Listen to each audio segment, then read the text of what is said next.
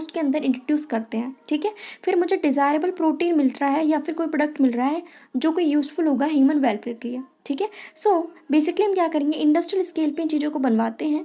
क्या क्या, bio pharmaceuticals हो सकते हैं, कुछ बायोलॉजिकल ड्रग्स हो सकते हैं। कैसे बनवाएंगे, using genetically modified microbes, fungi, plants and animals, ठीक है। इनकी एप्लीकेशंस क्या क्या हो सकती है, थेरेपेटिक्स में, डायग्नोस्टिक में, जेनेटिकली मॉडिफाइड क्रॉप्स के अंदर, हम एग्रीकल्चर के लिए यूज़ कर सकते हैं, processed food, bioremediation, waste treatment and energy production, ठीक है। तो ये हमारे पास एप्लीकेशंस होगी जहाँ जहाँ पे मैं बायोटेक को यूज़ कर रही हूँ। So number 1 therapeutics, number 2 diagnostic, फिर हम क्रॉप्स यूज़ कर रहे हैं एग्रीकल्चर के अंदर, प्रोसेस्ड फूड यूज़ कर सकते हैं, बायोरेमेडिएशन, वेस्ट ट्रीटमेंट और एनर्जी प्रोडक्शन, ठीक है। और अगर मैं बात करूँ, हमारे पास 3 क्रिटिकल रिसर्च एरिया होते हैं जहाँ पे हम बायोटेक को यूज़ कर रहे हैं। नंबर 1 क्या होगा, हमें पहले बेस्ट कैटलिस्ट ढूंढ के लाना पड़ेगा, ठीक है। किस फॉर्म में हो सकता है, ज़्यादातर माइक्रोब या फिर प्योर एंजाइम होगा। अब उस कैटलिस्ट के लिए आप देखोगे क्या क्या उसको ऑप्टिमम कंडीशन मिल रही है। अगर उसको ऑप्टिमम कंडीशन दे मिलेगी तो हम अच्छे से प्रोडक्ट बना के देगा, ठीक है। Number 3 down streaming process. Down streaming मतलब कि अब हम क्या करेंगे, उसको प्योरीफाई करवाएंगे जो भी हमारे पास जो प्रोटीन बन के आया है, और फिर हम उसको आगे डाउन स्ट्रीमिंग प्रोसेस के लिए आगे फर्दर ऑन भेजेंगे, ठीक है, ताकि मुझे मेरा प्रोटीन या फिर कुछ ऑर्गेनिक कंपाउंड्स मिल सके। अब देखते हैं biotechnology application in agriculture. Number 1 अगर हम देखें कि किस तरीके से मैं फूड का प्रोडक्शन इंक्रीज कर सकती हूँ, तो नंबर 1 एग्रोकेमिकल बेस्ड एग्रीकल्चर, यानी इंसेक्टिसाइड, पेस्टिसाइड, इन सब का आप यूज़ करो तो आपके पास प्रोडक्शन इंक्रीज होगा फूड का। नंबर 2 ऑर्गेनिक एग्रीकल्चर, बिना किसी फर्टिलाइजर के, इंसेक्टिसाइड के, पेस्टिसाइड के, इनके आप यूज़ करो, वो होगा आपका ऑर्गेनिक एग्रीकल्चर। तीसरा genetically engineered crop based agriculture.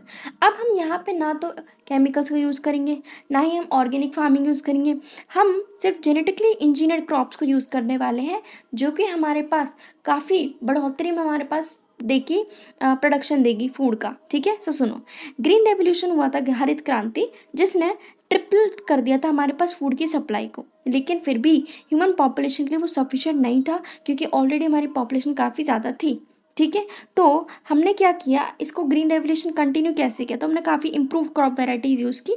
इसके अलावा ज़्यादातर किसने हेल्प की, हमने बेटर मैनेजमेंट प्रैक्टिसेस यूज़ की, ठीक है। इसके अलावा एग्रोकेमिकल, फर्टिलाइजर, पेस्टिसाइड्स, इन सबको यूज़ किया, जिसकी वजह से हमें काफ़ी हद तक हम फूड को ट्रिपल कर पाए, ठीक है। लेकिन अब हम सब जानते हैं जो एग्रोकेमिकल्स होते हैं वो काफ़ी एक्सपेंसिव होते हैं, ठीक है। सो बेसिकली कन्वेंशनल ब्रीडिंग से हम लोग ह्यूमन पॉपुलेशन की जो नीड थी उसको हम कंप्लीट नहीं कर पाए, ठीक है।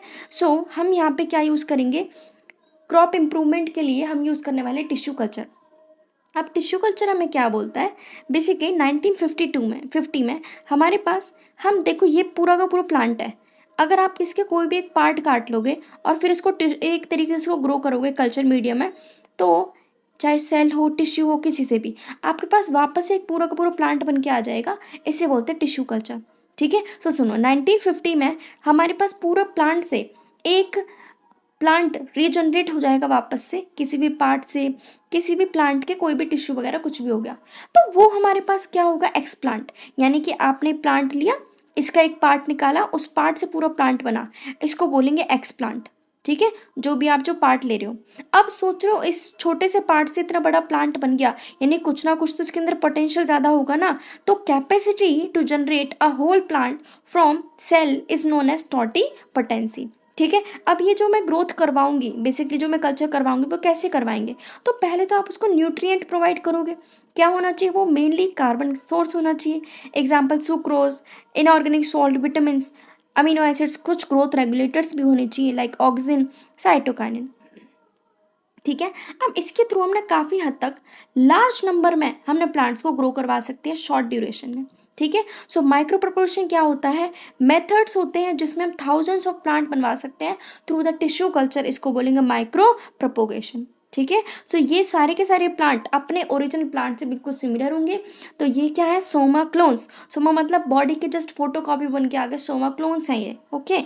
अब जैसे कि हमने कई सारे प्लांट्स बनवाए भी हैं लाइक टमाटो, बनाना, एप्पल, है ना, कमर्शियल यूज़ में हम इन सबको यूज़ भी कर रहे हैं। इसके अलावा हमारे पास होता है मेरिस्टेम। अब ये मेरिस्टेम क्या होता है, देखो शूट पे ऊपर क्या बैठी रहती है, मेरिस्टेम, ठीक है, नीचे रूट पे क्या है, मेरिस्टेम, एक शूट एपिकल मेरिस्टेम, एक क्या होता है रूट एपिकल मेरिस्टेम। अब मेरिस्टेम वो पोर्शन होता है जहाँ से ग्रोथ हो सकती है किसी भी सेल की, कभी भी हो सकती है, ठीक है।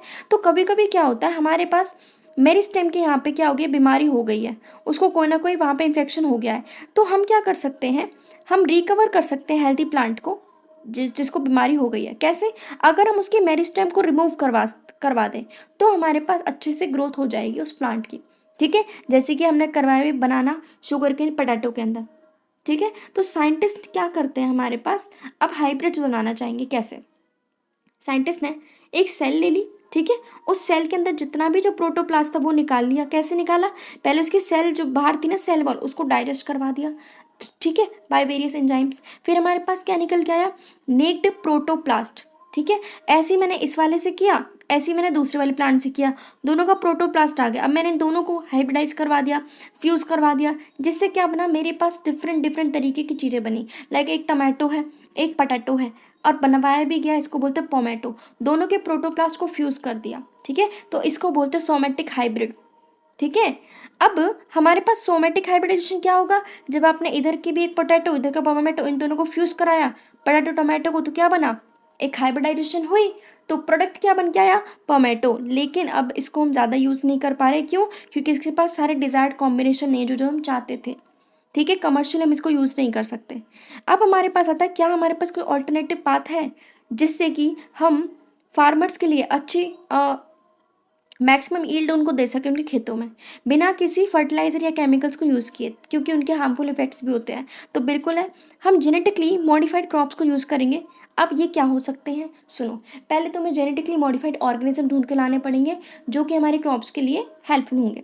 Number 1, plants, bacteria, fungi, animals, इनके जीन्स का अगर मैं कुछ ना कुछ चेंजेस कर दूँ इनके जीन्स के अंदर, और मैं कुछ दूसरा ही इंट्रोड्यूस कर दूँ, मैनिपुलेट कर दूँ, चेंजेस कर दूँ, इनको बोलेंगे जेनेटिकली मॉडिफाइड ऑर्गेनिज्म। तो अब आप क्या चाहोगे, आपकी जो क्रॉप है वो कैसे हो? नंबर 1, वो टॉलरेंट हो टू एबायोटिक स्ट्रेस, लाइक बारिश हो रही, तूफान हो रहा है, आंधी, ड्रॉट वगैरह, सैलिनिटी कुछ भी हो रहा है, तो वो उस एनवायरनमेंट को झेल सके, ठीक है ना। दूसरा, रिड्यूस रिलायंस, वो किसी पे डिपेंड ना हो, लाइक फर्टिलाइजर पे, पेस्टिसाइड पे डिपेंड ना हो, ठीक है। तीसरा, जैसे कि कटाई हो गई हमारे खेतों में, ठीक है, उसके बाद भी काफ़ी लॉस होता है, तो पोस्ट हार्वेस्ट लॉस भी काफ़ी कम हो, ठीक है। इसके अलावा मेरी जो क्रॉप है वो सारे के सारे मिनरल्स को यूज़ कर सके, जिससे क्या होगा, सॉइल की फर्टिलिटी भी इंक्रीज होगी, ठीक है। इसके अलावा हम चाहेंगे कि हमारे फूड की जो न्यूट्रिशन वैल्यू वो भी काफ़ी इंक्रीज हो। एग्जांपल, गोल्डन राइस, उसके अंदर विटामिन ए बहुत पाया जाता है। तो ये हमारे पास कुछ कैरेक्टरिस्टिक्स होती है जो कि जेनेटिकली मॉडिफाइड क्रॉप्स के अंदर होनी चाहिए। सो नंबर 1, टॉलरेंट होनी चाहिए। नंबर 2, डिपेंड नहीं होनी चाहिए केमिकल्स पे। नंबर 3, पोस्ट हार्वेस्ट लॉस भी काफ़ी कम हो, ठीक है। इसके अलावा वो मिनरल्स यूसेज पे उसकी एफिशिएंसी काफ़ी इंक्रीज हो। नेक्स्ट, उसकी न्यूट्रिशन वैल्यू भी काफ़ी अच्छी रहे, ठीक है। सो इसके अलावा हम क्या कर रहे हैं, टेलर मेड प्लांट्स भी बनवा रहे हैं जो कि काफ़ी इंडस्ट्रीज़ में हेल्प भी कर रहे हैं, ठीक है। जैसे कि स्टार्च बनवा के दे रहे हैं हमें, फ्यूल, फार्मास्यूटिकल्स वगैरह, ठीक है। अब हम बात करते हैं एप्लीकेशन बायोटेक की प्लांट्स के अंदर, लाइक वो हमें पेस्ट रेजिस्टेंट प्लांट बना के दे रहे हैं, ठीक है, जिसकी वजह से क्या होगा, वो प्लांट हमारे पास decrease in amount of pesticide use, ठीक है। अब हमें बार बार पेस्टिसाइड उस पर यूज़ नहीं करना पड़ेगा। तो बीटी टॉक्सिन एक बैक्टीरिया से हम निकालते हैं जिसका पूरा नाम है बैसिलस thuringiensis, ठीक है। ये बीटी टॉक्सिन बेसिकली हमने बैक्टीरिया से निकाला। अब ये क्या करेगा, प्लांट को रेजिस्टेंट बनाएगा ताकि उसके ऊपर कोई भी इंसेक्ट, कोई भी पेस्ट उस पर अटैक ना कर सके, ठीक है। तो इस तरीके से मैंने बनवाई भी, like BT cotton, BT corn, rice, tomato, potato, soybean. अब बीटी कॉटन का अगर मैं पूरा बताऊं तो क्या होगा, तो सुनो, हमारे पास जो बीटी है वो हमें पैकेट्स की फॉर्म में मिलता है, ठीक है, शशी की फॉर्म में मिलता है, और वो भी पाउडर फॉर्म में मिलता है। अब मानो यहाँ पे एक प्लांट है जिसके ऊपर ना इंसेक्ट्स काफ़ी अटैक करते हैं, तो मैं इसके इसके बीटी के अंदर मैं क्या करवाना चाहूँगी, पानी का ऐड करवाओ, ठीक है, फिर इसको स्प्रे कर दो। अब जहाँ जहाँ पे वो आपने स्प्रे किया है, अब जैसे ही कोई इस पर आएगा उसको ईट करने, तो वो सारा का सारा जो बीटी टॉक्सिन है, टॉक्सिन का मतलब जहर ही तो है, वो सारा का सारा उस इंसेक्ट के अंदर चले जाएगा, जिसकी वजह से उसकी डेथ हो जाएगी। तो इससे क्या हुआ, हमारा प्लांट रेजिस्टेंट भी बना, और मैंने सिर्फ उसी को अटैक करना चाहा जो कि उसको नुकसान पहुंचाता था। तो बेसिकली क्या इंसेक्ट स्पेसिफिक भी है। तो सुनो, हमारे पास कुछ बैसिलस thuringiensis के स्ट्रेन्स होते हैं जो कि कुछ प्रोटीन रिलीज करेंगे, ठीक है। ये क्या करते हैं, इंसेक्ट को किल करते हैं। कौन सी कैटेगरी हो सकती है, लेपिडोप्टेरन, टोबैको, बडवर्म, आर्मी वर्म, ठीक है, लिपट जाते हैं, टबैको, आर्मी वॉर्म जैसी आपके पास आएंगी। कोलियोप्टेरन, बीटल्स हो सकते हैं। डिप्टारेंस, दो पंख किसके होते हैं? फ्लाइज, मॉस्किटो के। ठीक है, तो बीटी हमारे पास प्रोटीन क्रिस्टल्स की फॉर्म में होता है, ठीक है, अपने ग्रोथ के टाइम पे। अब ये एक टॉक्सिन रिलीज करता है, इसको बोलते हैं इंसेक्टिसाइडल प्रोटीन। क्यों? क्योंकि इंसेक्ट्स को मारने के लिए प्रोटीन बनाया है। अब क्वेश्चन ये बनता है, ये बैसिलस को खुद क्यों नहीं मार रहा, वो बैक्टीरिया खुद क्यों नहीं मर रहा, जिसके अंदर ऑलरेडी जहर बन रहा है, तो वो खुद क्यों नहीं खत्म हो रहा? क्योंकि बीटा टॉक्सिन उसकी बॉडी में इनएक्टिव स्टेज पे होता है, जिसे हम बोलते हैं प्रोटॉक्सिन। लेकिन जैसे ही इसको कोई इंसेक्ट ईट करेगा तो उसकी बॉडी में जाके ये एक्टिव हो जाएगा। क्यों? क्योंकि वहाँ पे अल्कलाइन पीएच है उसके गट में, जिसकी वजह से वो सारे क्रिस्टल सॉल्युबल हो जाएंगे और वो बाइंड करेंगे उसकी मिड गट की एपिथेलियल सेल पे, जिसकी वजह से पोर्स बनेंगे और पूरा स्वेलिंग, विलाइसिस वगैरह हो जाएगी सेल की, जिसकी वजह से डेथ हो जाएगी हमारे पास इंसेक्ट की। ठीक है, तो इसके अलावा हमारे पास काफ़ी बीटी टॉक्सिन जीन के हमने निकलवाए भी हैं बेसिलोथोरेंजेनेसिस से, काफ़ी क्रॉप्स के लिए, लाइक कॉटन के लिए। ठीक है, सो बीटी टॉक्सिन क्या है? इंसेक्ट ग्रुप स्पेसिफिक है, वो सिर्फ उसी पर अटैक करेंगे जिसको हम चाहते हैं। ठीक है, तो जो toxin is coded by gene cry one A C named cry. अब जो टॉक्सिन जो मैं क्राई1AC जीन से बनवाऊंगी उसे बोलेंगे क्राई। ठीक है, सो जैसे कि हम क्या करवाते हैं, क्राई1AC और क्राई2AB से हम बनवाते हैं कॉटन बॉलवॉर्म के लिए बीटी। ठीक है, टॉक्सिन क्राई1AB से बनता है कॉर्न बोरर। तो ये देखो, ये हमारा पहला केस जब है जब हम उस पर यूज़ नहीं कर रहे बीटी। ठीक है, ये दूसरा केस जब है जब हमने बीटी यूज़ कर लिया, अब उस पर कोई भी इंसेक्ट यहाँ पे नहीं हो रहा। नेक्स्ट है पेस्ट रेजिस्टेंट प्लांट। ठीक है, सो नंबर 1 बीटी हो गया। अब दूसरा हमारे पास ये है, तो हमारे पास कुछ नीमाटोड पैरासाइट्स होते हैं जो कि काफ़ी टोबैको प्लांट्स के अंदर दिक्कत कॉज करते हैं। तो सुनो, नीमाटोड का नाम है मेलोडोगाइनी इनकॉग्निशिया, जो कि तंबाकू प्लांट की रूट्स को डैमेज करते हैं, जिसकी वजह से उसकी काफ़ी रिडक्शन होती है ईल्ड में। ठीक है, अब हम इसको ख़त्म करना चाहते हैं, तो वो कैसे होगा? तो हम यहाँ पे यूज़ करेंगे आरएनए इंटरफेरेंस। अब मैंने आरएनए इंटरफेरेंस ही क्यों बोला? क्योंकि डीएनए से क्या बनता है? आरएनए। आरएनए से क्या बनता है? प्रोटीन। और प्रोटीन की वजह से ही आपके पास कुछ ना कुछ चीज़ें बनेंगी, जिसकी वजह से जो था आपके पास मेलोडोगाइनी इनकॉग्निशिया आपकी टोबैको प्लांट के अंदर दिक्कत कॉज कर रहा था। तो अगर मैं आरएनए के बीच में ही कुछ ना कुछ रुकावट ला दूं ताकि वो प्रोटीन ही ना बना पाए जो कि दिक्कत करता था, तो इसीलिए हम यहाँ पे यूज़ करते हैं आरएनए इंटरफेरेंस। ठीक है, तो ये कैसे करेंगे? तो आरएनए इंटरफेरेंस सभी यूकैरियोटिक ऑर्गेनिज्म के अंदर होता है, इसको हम सेलो डिफेंस की तरह यूज़ करते हैं। इसमें हम क्या करेंगे, जो एमआरएनए बना है उसको हम चुप करवाएंगे, क्योंकि एमआरएनए क्या होता है? Single standard. तो क्यों ना मैं इसको डबल स्टैंडर्ड बनवा दूँ, क्योंकि आरएनए तो तुम्हारा तभी ही काम करेगा जब वो सिंगल स्टैंडर्ड होगा। तो हम सिंगल स्टैंडर्ड आरएनए के अगेंस्ट एक और आरएनए दे देते हैं, जो कि हमारे पास क्या करेगा, उसको डबल स्टैंडर्ड बना देगा, जिसकी वजह से वो आगे जाके प्रोटीन नहीं बनाता। ठीक है, तो सुनो, हम एक कॉम्प्लीमेंट्री डबल स्टैंडर्ड आरएनए डालेंगे जो कि बाइंड करेगा, जिसकी वजह से ट्रांसलेशन रुक जाएगी। ट्रांसलेशन मतलब आरएनए से प्रोटीन बनना। ठीक है, अब जो आरएनए लेके आ रही हूँ बाहर से, वो कैसे बनेगा? हम किसी भी वायरस से लेके आ सकते हैं जिसका जीनोम क्या हो? आरएनए, या फिर किसी ट्रांसपोजन से लेके आ सकते हैं, फिर हम उसको प्लांट के अंदर इंट्रोड्यूस करवा देंगे।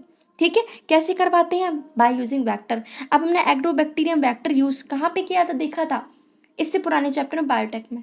वहाँ पे एग्रोबैक्टीरियम क्या करता था? ट्यूमेफेशियम, ट्यूमर कॉज करता था प्लांट के अंदर, बट हम उसको अब यहाँ पे अच्छी तरीके से यूज़ करेंगे। तो एग्रोबैक्टीरियम को यूज़ करके मैंने आरएनए को डलवा दिया होस्ट की बॉडी के अंदर। अब इससे क्या होगा? जैसे ही हमने डीएनए डाला, अब वो दोनों सेंस और एंटीसेंस आरएनए बनेगा। अब वो दोनों क्या होंगे? कॉम्प्लीमेंट्री हो जाएंगे एक दूसरे के, और जैसे ही डबल स्टैंडर्ड आरएनए बनेगा, अब तुम्हारे पास एमआरएनए आगे जाके प्रोटीन नहीं बनाएगा। ठीक है, तो इससे क्या हुआ? हमारे पास एक तरीके से चीज़ें रुक गई। अब देखो, ये वो है केस जब हमने कुछ भी यहाँ पे चेंज नहीं किया, जब डबल स्टैंडर्ड आरएनए यहाँ पे नहीं बना था। ठीक है, और यहाँ पे जब डबल स्टैंडर्ड आरएनए बन गया, तो ये देखो काफ़ी हेल्थी है, जबकि ये वाला खराब हो चुका है। ठीक है, अब देखते हैं बायोटेक की एप्लीकेशन मेडिसिन में हम कहाँ कहाँ यूज़ कर रहे हैं। ठीक है, तो बायोटेक को हम काफ़ी यूज़ कर रहे हैं, जैसे कि हेल्थ केयर में। ठीक है, क्योंकि इससे काफ़ी सेफ ड्रग्स बनवा सकते हैं, काफ़ी इफेक्टिव बनवा सकते हैं। दूसरा, इनका कुछ इम्यूनोलॉजिकल रिस्पॉन्स भी नहीं होता, लाइक एलर्जी वगैरह। तो फिलहाल हम 30 रिकॉम्बिनेंट थेरेपेटिक्स जो कि अप्रूव कर दी गई हैं, जिसमें से 12 अभी भी मार्केटिंग उनकी की जा रही है। तो नंबर 1 है इंसुलिन। अब इंसुलिन हम लोगों ने पढ़ा होगा, इंसुलिन हमें क्यों लेना पड़ता है? क्योंकि डायबिटीज़ हो गई है, ठीक है। तो डायबिटीज़ को अगर मैं ट्रीट करना है तो हमें इंसुलिन लेना पड़ेगा, वो भी रेगुलर इंटरवल पे, रेगुलर टाइम ऑफ इंटरवल, ठीक है। अब इंसुलिन अगर हमारी बॉडी में नहीं बन रहा तो हमें कहीं ना कहीं बाहर से लेना पड़ेगा, ठीक है। तो हमें इंसुलिन निकालना पड़ेगा किसी न किसी एनिमल से। और अगर मैं बोलूँ क्यों ना हम एनिमल से निकाल के अगर मैं ये बैक्टीरिया के थ्रू निकाल लूँ तो कितना अच्छा रहेगा, क्योंकि इससे कोई प्रॉब्लम भी नहीं होगी। अब बैक्टीरिया को हम खूब ग्रो कर सकते हैं और उसे जितना मन चाहे हम इंसुलिन बनवा सकते हैं। तो ऐसा बिल्कुल हो सकता है। कैसे?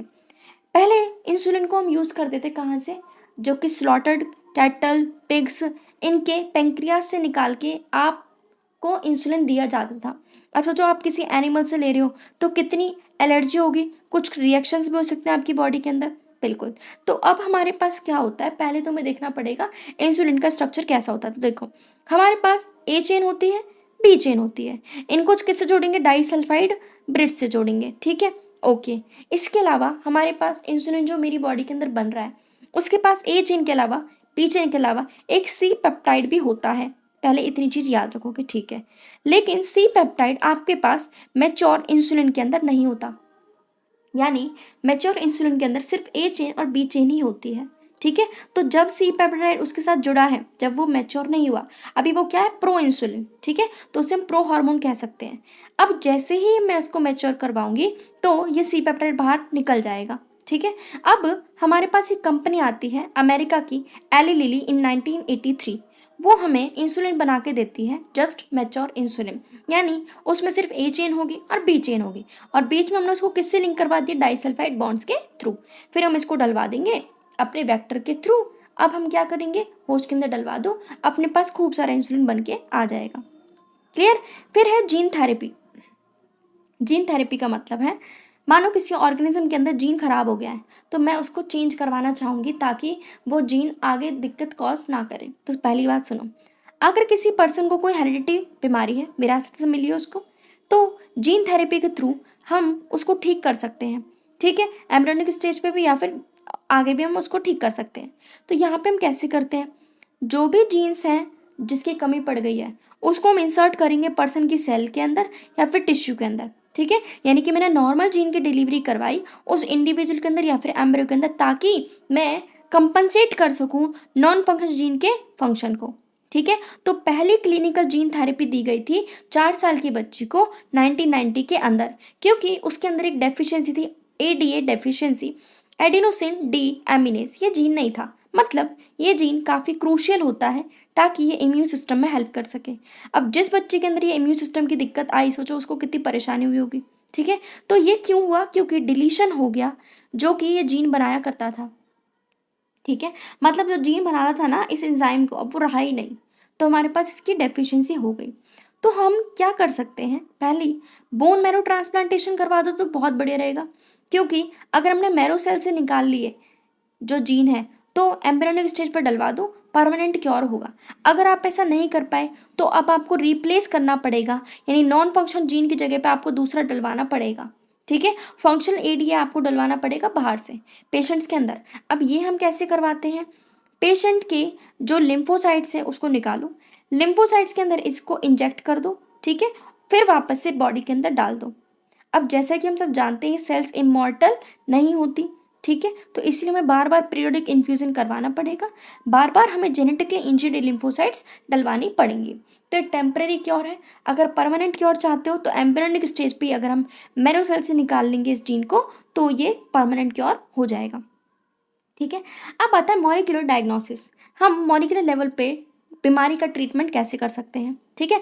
तो अगर हमें ट्रीटमेंट करना है डिजीज़ का या फिर उसको पहचानना है कि क्या बीमारी है, तो उससे पहले हमें पैथोफिजियोलॉजी, यानी जो बीमारी मुझे कर रहा है, जो पैथोजन, उसके फिजियोलॉजी के बारे में जानना ज़रूरी है, ठीक है। तो पहले कन्वेंशनल मेथड में हम क्या यूज़ करते थे? पहले के ज़माने में सीरम ले लिया, यूरिन एनालिसिस, उसको देख के हम बता देते कि क्या इसको कोई बीमारी है या नहीं है।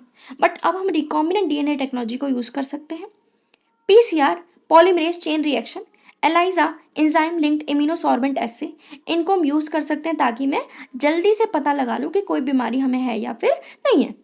अब हम कैसे पता लगाएंगे बॉडी के अंदर की पैथोजन है या नहीं है? तो पहली बात तो वो कुछ ना कुछ डिजीज़ के सिम्टम्स हमारी बॉडी के अंदर बनेंगे, ठीक है। क्यों? क्योंकि काफ़ी ज़्यादा हाई कंसंट्रेशन में बैठा हुआ पैथोजन। लेकिन अगर कम कंसंट्रेशन हुई, मानो मेरे को बीमारी तो है बट सिम्टम्स शो नहीं कर रहे, तो हम एम्प्लीफिकेशन करा सकते हैं, ठीक है, बाय यूजिंग पीसीआर टेक्निक। हमने पढ़ा है पुराने चैप्टर में। इसके अलावा पीसीआर को हम एचआईवी डिटेक्ट करने के लिए भी यूज़ कर सकते हैं। एचआईवी से पीसीआर से म्यूटेशन भी पता लगा सकते हैं, काफ़ी सारे जेनेटिक डिसऑर्डर के बारे में पता लगा सकते हैं, ठीक है। इसके अलावा अब सुनो, हमारे पास एक सिंगल स्ट्रैंडेड आरएनए या फिर डीएनए लेके आओ। देखो, हमें पता करना है कि मेरे अंदर बीमारी का जीन बैठा है, डीएनए या आरएनए बैठा है या फिर नहीं।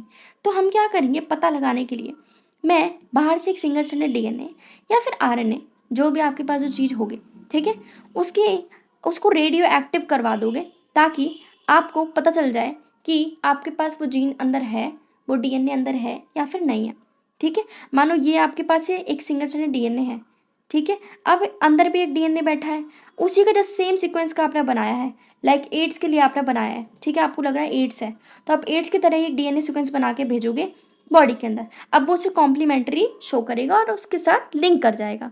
तो इससे हम पता लगा लेंगे कि बीमारी अंदर है या फिर नहीं है, बाय ऑटो रेडियोग्राफी, ठीक है। तो सुनो, सिंगल स्ट्रैंड डीएनए या आरएनए, उसके ऊपर रेडियो एक्टिव मॉलिक्यूल बना दो उसको, फिर उसको हाइब्रिडाइज करवाओ, कॉम्प्लीमेंट्री बन जाएगा, ठीक है, जिसके साथ भी वो लिंक करेगा, कॉम्प्लीमेंट्री वहाँ शो करके डबल स्ट्रैंडेड डीएनए वगैरह या फिर आरएनए वहाँ पे बना देगा।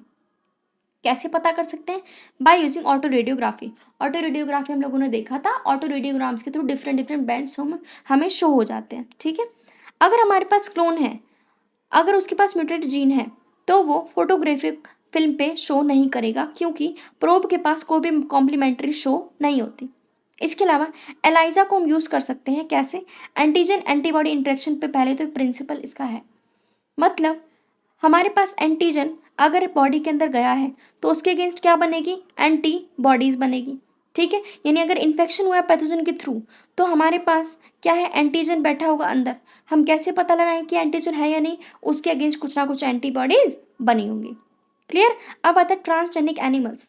ट्रांसजेनिक का मतलब है हमने किसी भी एनिमल के अंदर कुछ ना कुछ चेंजेस कर दिए और फिर मैं उसको यूज़ कर रही हूँ बायोटेक के अंदर, ठीक है। यानी उनके डीएनए के अंदर मैनिपुलेशन कर दी मैंने, और अब मैं उसके अंदर कुछ फॉरेन जीन मैंने इंट्रोड्यूस कर दिया है, उसको बोलेंगे transgenic animal. Like rates, rabbit, pig, sheep, cow, fish, ये सब हम यूज़ कर रहे हैं, लेकिन 95% हम माइस को यूज़ कर रहे हैं, ठीक है। सो क्यों करते हैं? Number 1, normal physiology development. मतलब सुनो, मानो आपने चूहे के अंदर डलवाया एक जीन, अब आप देखना चाहते हो जीन उसके अंदर कैसे काम करेगा, यानी मैं सिर्फ उसकी फिजियोलॉजी किस तरीके से डेवलपमेंट होगी उसकी, मैं इस बारे में मैं इसलिए उसको इंट्रोड्यूस करवाऊंगी उसके अंदर, ठीक है। सो हम देखेंगे किस तरीके से उसका रेगुलेशन हो रहा है, किस तरीके से नॉर्मल फंक्शन के साथ वो अफेक्ट कर रहा है, लाइक इंसुलिन का है, ठीक है। तो इसमें हम चेक करेंगे क्या क्या इफेक्ट्स उसके शो करेंगे। तो यहाँ पे हम क्या करेंगे, डिजीज़ उसकी जो फिजियोलॉजी है, डेवलपमेंट है, उसके बारे में चेक करेंगे कि अगर मैंने जीन उस इंसान के अंदर डाला, तो पहले हम चेक करना चाहेंगे किसी जानवर के ऊपर कि उस पर रिजल्ट क्या शो होने वाले हैं, ठीक है। Next, study of disease. इसमें हम क्या करते हैं, हम देखेंगे बीमारी। मानो ये आपके पास एक ट्रांसजेनिक एनिमल ले लिया, इसके ऊपर आपने एक बीमारी कॉज कर दी जो कि फिलहाल काफ़ी ज़्यादा है, कोई भी मान लो, ठीक है। अब हम देखेंगे इस डिजीज़ के क्या क्या सिम्टम्स होंगे, क्या क्या चीज़ें होंगी, ठीक है। तो इसलिए हम करते हैं ताकि हमें अंडरस्टैंडिंग हो कि किस तरीके से जीन हेल्प कर रहे हैं डिजीज़ की स्टडी डेवलपमेंट करवाने के लिए, है ना। दूसरा, हमने काफ़ी सारे मॉडल्स भी बनवा रखे हैं ताकि मैं इन्वेस्टिगेशन कर सकूँ कि किस तरीके से मैं ट्रीटमेंट करूँ नई नई बीमारियों का, ठीक है। जैसे कि हमने कई सारे बना भी रखे हैं, लाइक कैंसर के लिए, सिस्टिक फाइब्रोसिस के लिए, यूमेटरी आर्थराइटिस के लिए, एल्जाइमर डिजीज़ के लिए, ठीक है। नेक्स्ट है बायोलॉजिकल प्रोडक्ट्स। अब हम मेडिसिन को यूज़ कर रहे हैं ताकि मैं ह्यूमन डिजीज़ को क्योर कर सकूं, ठीक है। लेकिन ये जो प्रोडक्ट्स हैं वो काफ़ी एक्सपेंसिव होते हैं।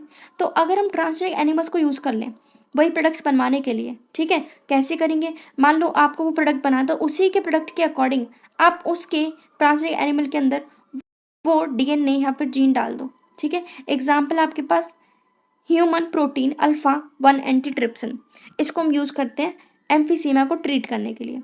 इसी तरीके से हमारे पास है फिनाइलकीटोन्यूरिया, उसको भी हम ठीक कर सकते हैं, ठीक है।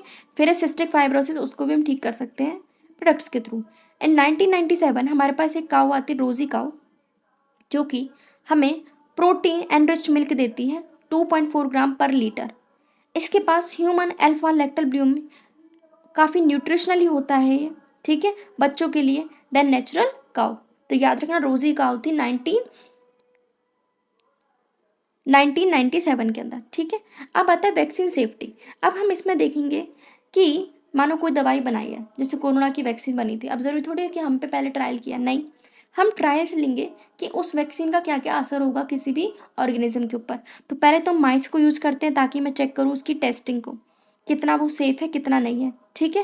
ह्यूमन से पहले यूज़ करने पे अगर मुझे लगा भाई चूहों पे सही जा रही है, तो उसके बाद आप यूज़ करो मंकीज़ पे, फिर आप यूज़ करोगे एनिमल वगैरह पे, ठीक है। अब है केमिकल सेफ्टी टेस्टिंग। अब मैं यहाँ पे देखूंगी, सुनो, मानो ये ट्रांसजेनिक एनिमल है, इसके आसपास आपने बहुत ज़्यादा टॉक्सिक सब्सटेंस डाल दिया। आप चेक करना चाहते हो कि इस टॉक्सिक सब्सटेंस का उस एनिमल पे क्या असर पड़ने वाला है, सिंपल। यानी मैं यहाँ पे देखूंगी ट्रांसजेनिक एनिमल के पास आपने एक ऐसा जीन डाल दिया जो कि काफ़ी टॉक्सिक है, ठीक है। अब क्या होगा, उसको आप टॉक्सिक सब्सटेंस के सामने रख दोगे। अब आप चेक करोगे कि कितना वो टॉक्सिक है, क्या क्या इफेक्ट्स आ सकते हैं, ठीक है। तो यहाँ पे आप चेक करना चाहोगे कि कितनी टॉक्सिसिटी है किसी भी ड्रग्स की।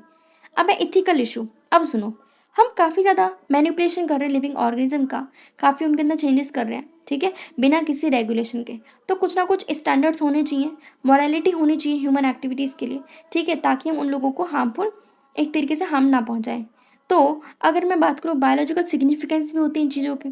तो जेनेटिक मॉडिफिकेशन हम जो भी कर रहे हैं किसी भी ऑर्गेनिज्म के अंदर, उसका काफ़ी अनप्रिडिक्टेबल रिजल्ट हो सकता है इकोसिस्टम के अंदर।